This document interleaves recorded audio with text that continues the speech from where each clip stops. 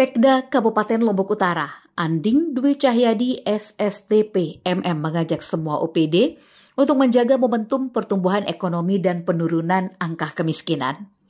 Tahun 2023 lalu, angka berhasil diturunkan kembali sebesar 0,12%. Sedangkan data BPS tahun 2023 terkait pertumbuhan ekonomi tahun 2022 mencatat pertumbuhan positif sebesar 3,49%, meningkat dibanding pertumbuhan ekonomi tahun 2021 sebesar 1,38%. Hal itu dikatakan oleh Sekda KLU saat membuka konsultasi publik rancangan awal RKPD tahun anggaran 2025.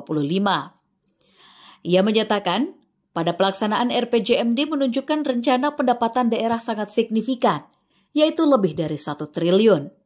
Seluruh OPD ia minta untuk bekerja keras, baik dalam menghimpun potensi pendapatan di daerah maupun melaksanakan program daerah secara efektif dan efisien sesuai alokasi anggaran yang telah dijabarkan dalam APBD.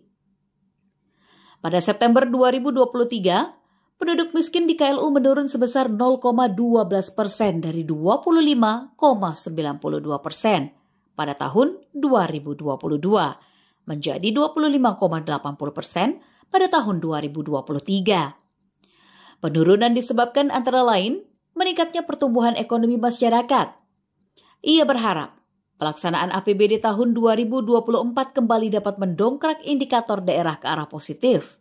Pertumbuhan ekonomi, IPM, standar kesehatan tetap meningkat, sedangkan angka kemiskinan terus menurun. Pelaksanaan APBD tahun 2024 sendiri merupakan pelaksanaan anggaran tahun ketiga dari pelaksanaan RPJMD 2021-2026. Periode ini akan mengukur tingkat keberhasilan pelaksanaan visi dan misi kepala daerah.